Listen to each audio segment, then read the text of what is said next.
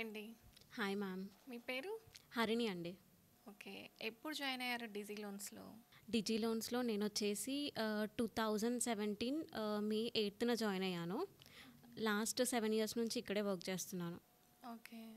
మీరు ఎలా జాయిన్ అయ్యారు? అంటే ఎవరైనా రిఫర్ చేశారా? ఎలా? అవునండి. మా సిస్టర్ రిఫర్ చేసినారనమాట. సో, రిఫర్ చేస్తే నేను ఇక్కడికి ఇంటర్వ్యూకొచ్చాను. ఓకే. జాబ్ జాయిన్ అయిపోయాను నెక్స్ట్ డే నుంచే. ఓకే. వచ్చినప్పుడు మీ రోల్ ఏంటి? వచ్చినప్పుడు నా రోల్ వచ్చేసి బ్యాక్ ఎండ్ మేడం. యాక్చువల్‌గా బ్యాక్ ఎండ్ ప్రాసెస్‌లో ఏముంటుందంటే లైక్ కాలింగ్ ప్రాసెస్ ఉంటుంది. Calling process plus application filling ఉంటుంది. ఆ స్టేజ్ నుంచి ప్రెజెంట్ ఇప్పుడు ఉన్న మేనేజర్ పొజిషన్‌కి వచ్చాననమాట. ఓకే. ప్రెజెంట్ మీ రోల్ ఏంటి? ప్రెజెంట్ ఉన్న రోల్ వచ్చేసి personal loans manager madam. All banks personal loans చూస్తాననమాట. బ్యాంక్స్ అండ్ ఎన్‌బీఎఫ్‌సీస్ కలిపి. ఓకే. ఎలా ఉంది ఎక్స్‌పీరియన్స్? ఎక్స్పీరియన్స్ వచ్చేసి చాలా కంఫర్టబుల్గా ఉంటుంది మేడం. ఫస్ట్ ఆఫ్ ఆల్ ఇక్కడ ఒక లైక్ ఫ్యామిలీ ఎన్వైర్న్మెంట్లో ఉన్నట్టే ఉంటుంది. ఫస్ట్ ఆఫ్ ఆల్ చెప్పాలనుకుంటే ఇది నా సెకండ్ ఫ్యామిలీ అనుకోవచ్చు. ఎక్స్పీరియన్స్ అయితే చాలా బాగుంటుంది మేడం. చాలా కంఫర్టబుల్గా నేను జాబ్ చేసుకోగలుగుతాను. టర్నోవర్ ఎంత ఉంటుంది? మీకేమైనా టార్గెట్స్ ఉంటాయా?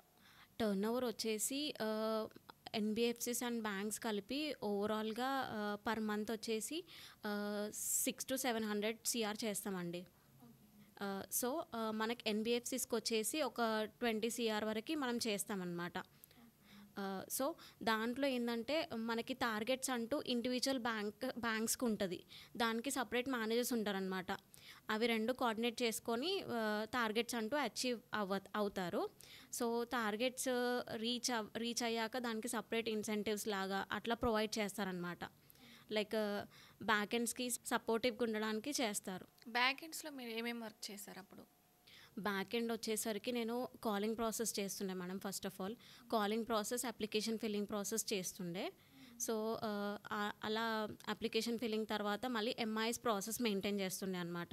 సో ఇప్పుడు ఆ కాలింగ్ చేసి ఫైల్స్ మనం బ్యాంక్కి మూవ్ చేసినాయి, అవి లైక్ దాని ప్రాసెస్ ఫర్దర్గా ఎలా ఉంది, దాని కస్టమర్ స్టేజ్ ఎక్కడి వరకు వచ్చింది, లైక్ క్రెడిట్ మేనేజర్ దగ్గర ఉందా, అప్రూవల్ వచ్చిందా, డిస్బర్స్మెంట్ అయిందా అనేది మనం ఎంఐఎస్లో ఎంట్రీ చేసుకుంటూ ఉంటాం అనమాట. ఎంఐఎస్ మెయింటైన్ చేస్తూ ఉంటాము దానికి సపరేట్గా. దీనికి పాలిసీస్ ఉంటాయా? ఉంటాయి madam. Bank to bank different policies ఉంటాయి. ప్రాసెస్ ఎలా ఉంటుంది? ప్రాసెస్ అంటే లాగిన్ ప్రాసెస్ మనకి ఫస్ట్ బేసిక్ డీటెయిల్స్ తీసుకుంటారు మేడం కస్టమర్ దగ్గర నుంచి. లైక్ వాళ్ళు ఉండే రెసిడెన్స్ అడ్రస్ కానీ, మెయిల్ ఐడి కానీ, పర్మనెంట్ అడ్రస్ కానీ, ఆఫీస్ అడ్రస్ కానీ, ఈ బేసిక్ డీటెయిల్స్ ఎంట్రీ చేసుకుంటారనమాట లాగిన్ ప్రాసెస్ టైంలో. ఆఫ్టర్ లాగిన్ ప్రాసెస్ కస్టమర్కి అనేది ఒకటి అప్లికేషన్ ఐడి క్రియేట్ అవుతుంది. ఆ యాప్ ఐడి త్రూ మనం ఫాలోఅప్ చేసుకుంటాం అనమాట. లైక్ ఎస్ఎమ్స్కి కానీ ఏఎస్ఎమ్స్కి కానీ ఎవరికైనా మనం ఆ అప్లికేషన్ ఐడితో ఫాలోఅప్ చేసుకుంటాం. ఓకే. ఇప్పుడు మీరు ప్రెజెంట్ ఏ బ్యాంకులు చూస్తున్నారు? ప్రెజెంట్ నేను వచ్చేసి ఎన్బిఎఫ్సిస్ చూస్తున్నాను మేడం మేజర్గా. లైక్ ఎస్బిఎం వచ్చేసి ఎల్ఎన్టీ, ప్రిఫర్, ఫైబర్ ఇవన్నీ చూస్తున్నాను. ఓకే. ఎలా ఉందది? అంటే కస్టమర్ నుంచి ఎలాంటి రెస్పాన్స్ వస్తుంది వాటిలో? ఇవన్నీ క్విక్ ప్రాసెస్ కాబట్టి మనకి 1 డేలో మినిమం కస్టమర్కి లైక్ అప్రూవల్ వస్తుందా రాదా అనేది తెలిసిపోతుందండి. అప్రూవల్ వచ్చిన ఎంత లోన్ అమౌంట్ వస్తుంది అనేది మనకి ఈజీగా ఫైండ్ అవుట్ చేసుకోవచ్చు. మనకి సిస్టమ్ అప్రూవల్ బేస్డ్ పాలసీ ఉంది కాబట్టి ఇది. వన్స్ లాగిన్ చేసిన వెంటనే మనకు సిస్టమ్ అక్కడ అప్రూవల్ చూపించేస్తుంది. ఒకవేళ డిక్లైన్ అయిందనుకోండి, ఆ రిజెక్షన్ రీజన్ ఏందనేది మనం ఎక్స్ప్లెయిన్ చేసుకోవచ్చు కస్టమర్స్కి. క్విక్ అప్రూవల్స్ కాబట్టి కస్టమర్ సాటిస్ఫై జనరల్గా అవుతారనమాట. ఏదైతే మనకి సిబిల్ అట్లా డిఫాల్టర్స్ ఉంటారో వాళ్ళకి మనం ఎక్స్ప్లెయిన్ చేస్తే వాళ్ళు నెక్స్ట్ టైం అది రిపీట్ కాకుండా చూసుకుంటారు. ఓకే. ప్రధానంగా మీరు చూసే ఏంటి? అంటే సిబిల్ చూస్తారు. ఇంకా ఏం చూస్తారు? సిబిల్ చూస్తాం మేడం. కస్టమర్ ఓవరాల్ ఎక్స్పీరియన్స్ చూస్తాము. మెయిన్గా మనం పర్సనల్ లోన్లో ఇచ్చేదంటే సిబిల్ బేస్డే మేడం. ఇఫ్ ఇన్ కేస్ సిబిల్లో వచ్చేసి క్రెడిట్ కార్డ్ ఏదైనా డిలే పేమెంట్స్ ఉందనుకోండి, క్రెడిట్ కార్డ్ డిలే పేమెంట్స్ ఉన్నా మనం పర్సనల్ లోన్లో లైవ్ ట్రాక్ ఏదైనా 6 months క్లియర్ ట్రాక్ ఉందనుకోండి, ఆ బేసిస్ ప్రకారం మనం ఫైల్ ప్రాసెస్ చేయొచ్చు. ఇఫ్ ఇన్ కేస్ కస్టమర్కి లైక్ పర్సనల్ లోన్లోనే డిలే పేమెంట్స్ ఉన్నాయి, డిపిడీస్ ఉన్నాయి, ఆర్ ఎల్స్ చెక్ బౌన్సెస్ ఉన్నాయి అంటే మనం దానికి అన్సెక్యూర్ లోన్ ప్రొవైడ్ చేయలేము, అంటే పర్సనల్ లోన్ ప్రొవైడ్ చేయలేము. వాళ్ళు లైక్ ఇప్పుడు ఓన్ హౌస్ ఉందనుకోండి, సెక్యూర్ ల్యాప్లోకి వెళ్ళొచ్చు అట్లాంటి ఇష్యూస్ ఉన్న వాళ్ళు. ఏంటి home loan? Yes, secure loan కాబట్టి హోమ్ లోన్ ల్యాబ్ పెట్టుకొని మనం ప్రాసెస్ చేసుకోవచ్చు. వాళ్ళకి కొంచెం సిబిల్ డిఫాల్ట్ ఉన్నా కానీ దాంట్లో డీవియేషన్స్ తీసుకొని ఓన్ హౌస్ ఉంది కాబట్టి ఆ డాక్యుమెంటేషన్ త్రూ వాళ్ళు చేసుకోవచ్చు అనమాట ప్రాసెస్. ఓకే. ఇప్పుడు అది హార్డ్లీ అంటే like case to case depend అవుతుంది మేడం, అన్ని కేసెస్కి. ఓకే. అన్ని బ్యాంక్స్ అలా తీసుకోవు. కొన్ని బ్యాంక్స్ మాత్రమే అలా తీసుకుంటాయి.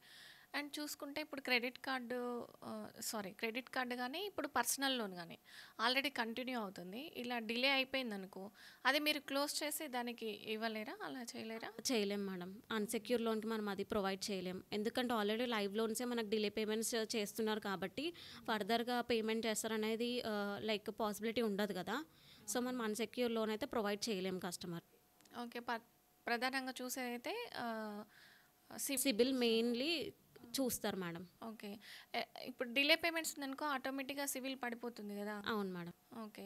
అది క్లియర్ చేసుకున్న తర్వాతనే మీరు ఏమైనా లోన్ ప్రొవైడ్ చేయగలరు. ఇప్పుడు ఒకవేళ వేరే బ్యాంక్‌లో లోన్ ఉంది మనకి.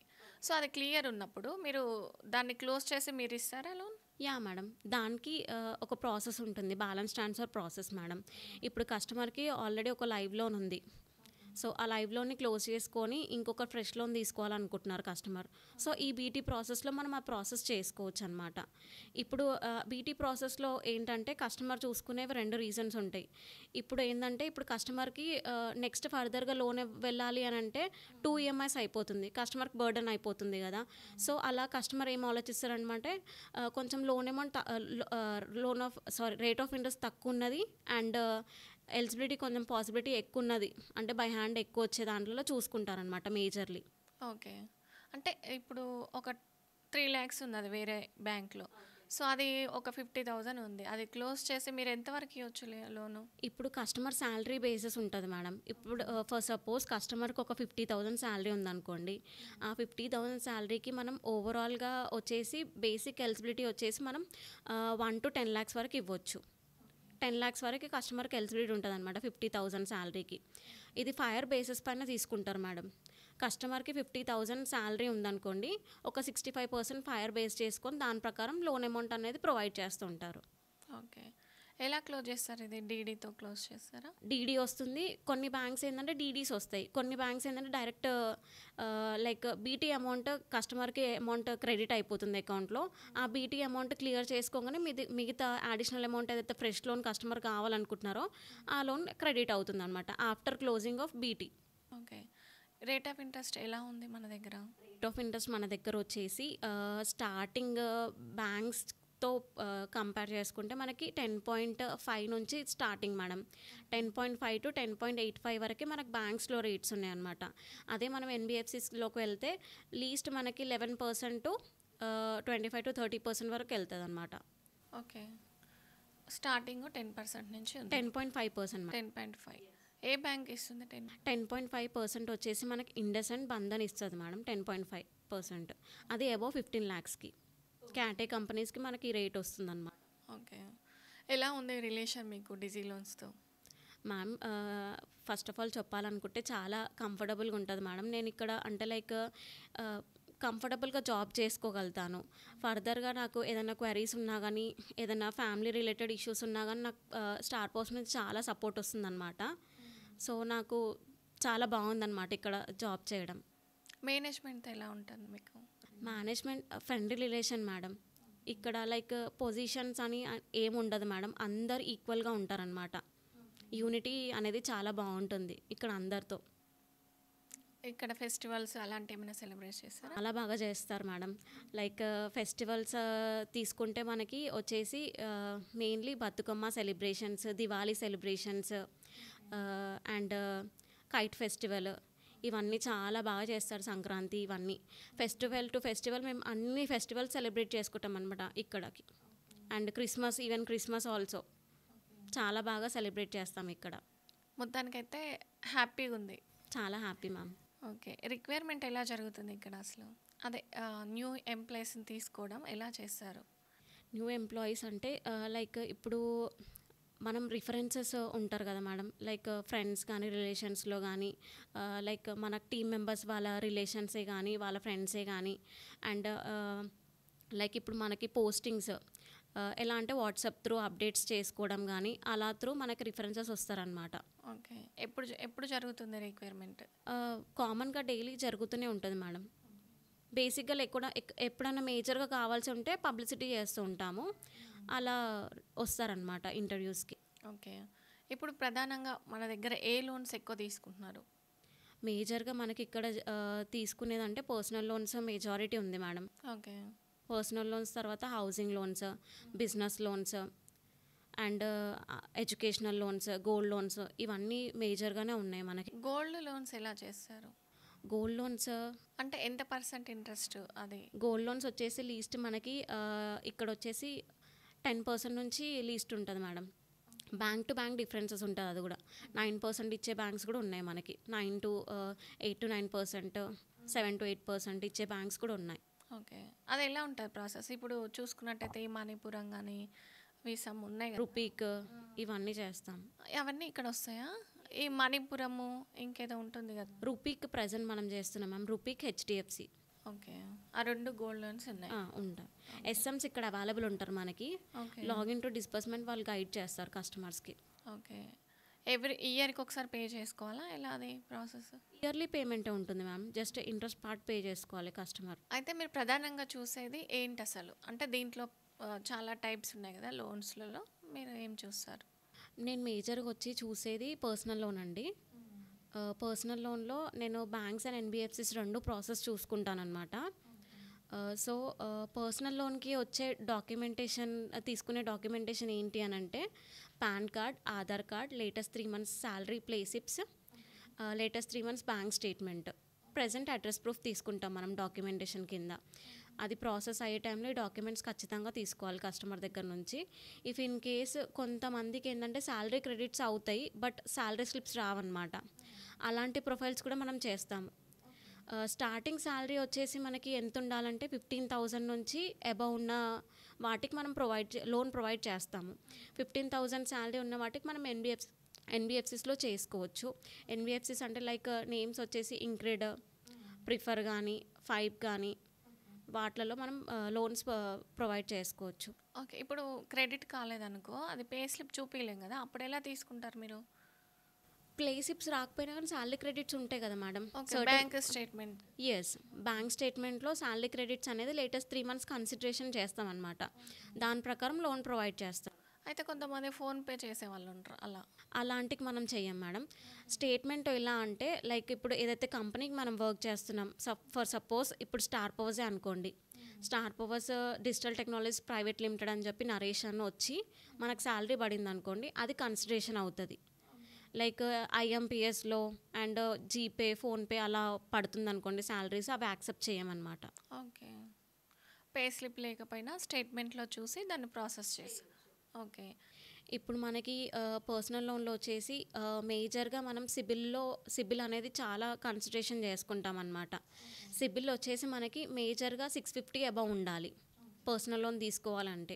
650 అబవ్ ఉన్న వాళ్ళకి మనం లోన్ అకార్డింగ్ టు శాలరీస్ ప్రకారం ప్రొవైడ్ చేస్తూ ఉంటాం అన్నమాట. సో మనకి పర్సనల్ లోన్లో ఫండింగ్ వచ్చేసి 1 lakh to 50 lakhs వరకు ఇస్తాము.